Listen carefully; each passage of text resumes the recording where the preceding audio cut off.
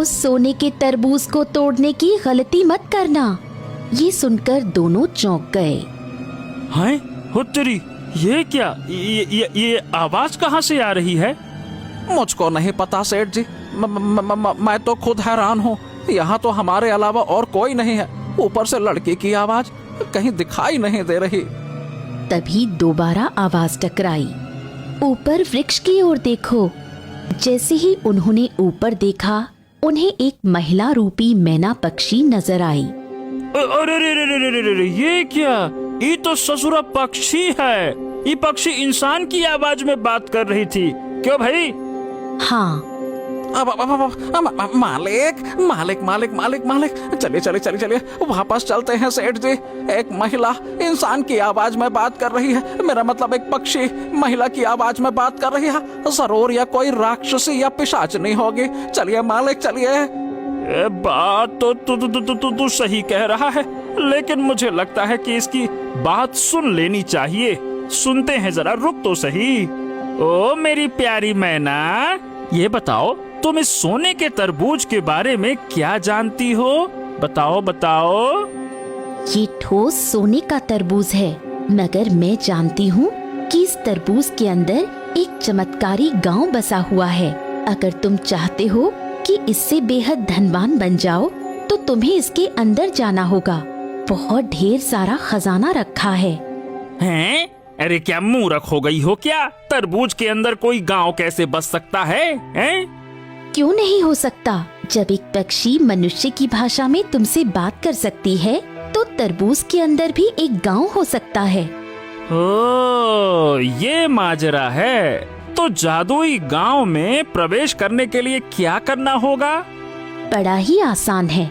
तुम इस तरबूज को स्पर्श करो। स्पर्श करते ही तुम अपने आप को उस गांव के अंदर पाओगे। जा श्यामू, सबसे पहले तू जा। सेठ जी, मैं नहीं जाने वाला सेठ जी। मैं क्यों जाऊं सबसे पहले?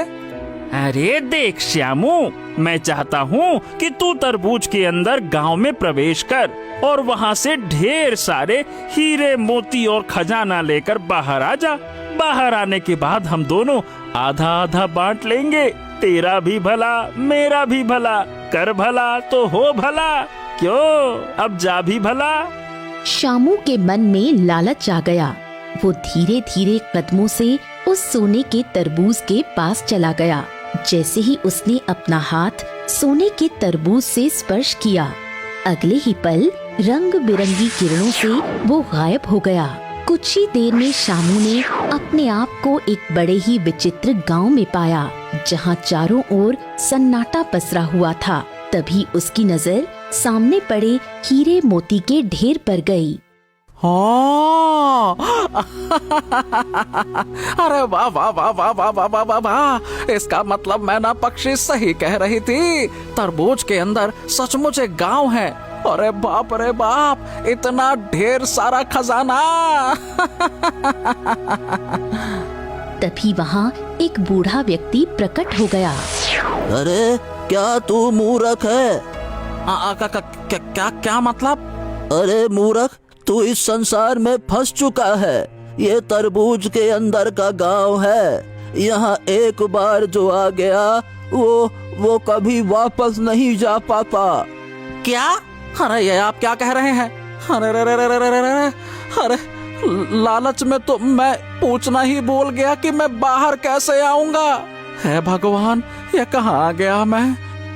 अब तू यहाँ से कभी नहीं निकल पाएगा, जैसे जैसे हम कभी नहीं निकल पाए। देख, बूढ़े हो गए। ये सुनकर श्यामू की आंखों में आंसू आ गए।